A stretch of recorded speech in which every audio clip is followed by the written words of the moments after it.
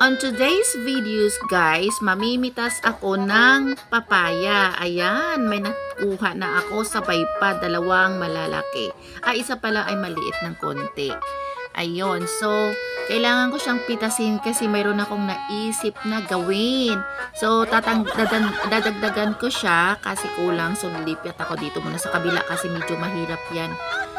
Ayun, mahirap pag maiksi ka kasi ito, papatong ka, may panungkit ka pa. Paano kasi pinanganak ako kasi napandak pero okay lang kasi na-enjoy ko naman ang life ko. Ayun, may nakuha pa akong isa. Ayun, malaki yan, siguro tama na ito. Para naman ang hirap kasi manungkit. At saka I have to be careful guys na hindi matusok yung ibang papaya kasi madamage siya, sayang naman. Pinapahinog ko kasi ito at ang sarap-sarap nito. Napakatamis nitong papaya na ito.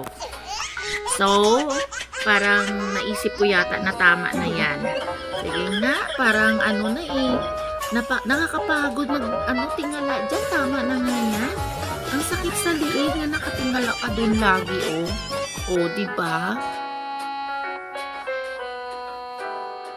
Ayan, tama na nga.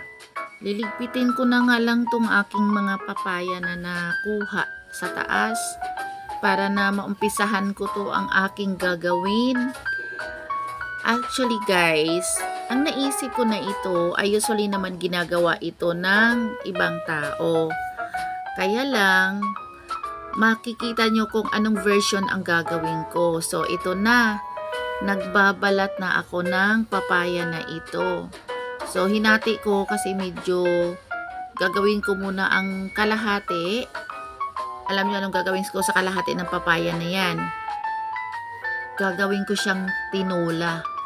Ilalagay ko siya sa manok. Lalagyan ng malunggay na may sabaw. So, ito na. Ito na naman ang medyo orange ko na, light orange na kulay ng papaya. So, tatanggalin ko na yung seeds at saka yung membranes kasi kailangan malinis talaga.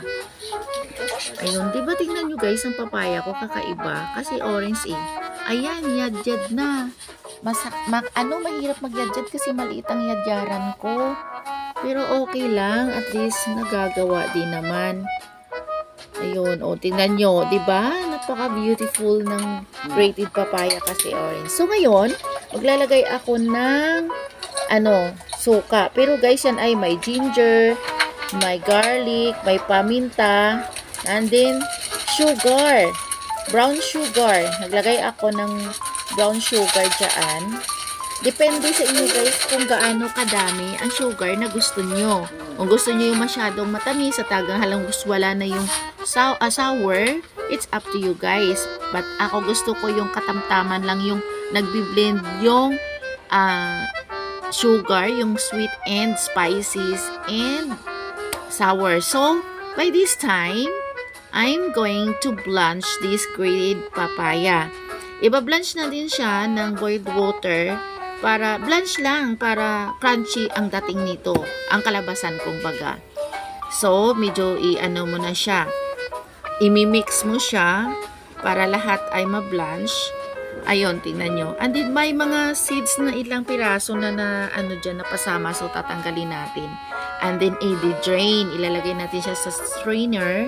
And then, kailangan tatanggalin kasi yung water.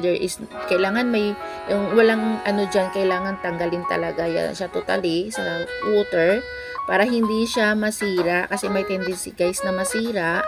Pag once nakahalo, mayroon pang tubig dyan na natira, and then nahaluan mo ng ibang ingredients, hindi na siya ma-preserve. So, kailangan mo siyang tanggalin totally sa tubig na yan. So, ayun. I-drain mo siya ng todo. Ayun. Tapos nag-drain. So, ngayon nilagay ko yung sliced turmeric ko. Tingnan nyo yan. Tapos, ang grated carrots naman. Ganun lang guys, kasimple. And then, ito actually, na-boil ko na ito guys. Hindi ko lang na-boil ko pala. Pinakuluan ko yung suka, sugar, and then yung ibang ingredients doon like ginger, onion, and then black pepper, corn. Yan, din inano ko na siya doon, binoiled, and then hinalo ko siya dito. Halo na siya.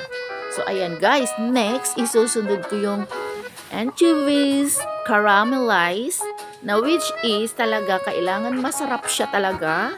Ang anchovies ko ay actually caramelized na yan ha. And then spicy siya. So, inalo ko siya dyan guys. Ayan, tingnan nyo. 'Di ba? Ang sarap nito. So, para madali na lang dampot at na-absorb na doon ang sour, doon ang suka sa loob ng anchovies na yun. Yun, tikman natin nga. Sige nga. Para yatang natatakam, nalalaway na ako niyan. Oh, wow, ang sarap. Oh, 'di ba guys? Alam nyo guys, pang ulam nyo na to. Pwede nyo rin to ilagay sa tinapay kung gusto nyo. Kung yan ay mahilig kayo sa mga chunky foods, pwede nyo siya ilagay, gawin nyo siyang sandwich. Yan, pero siyempre tanggalin nyo lang siya dyan, i-drain nyo rin siya sa sa suka dyan. So ayan, pwede mo na siya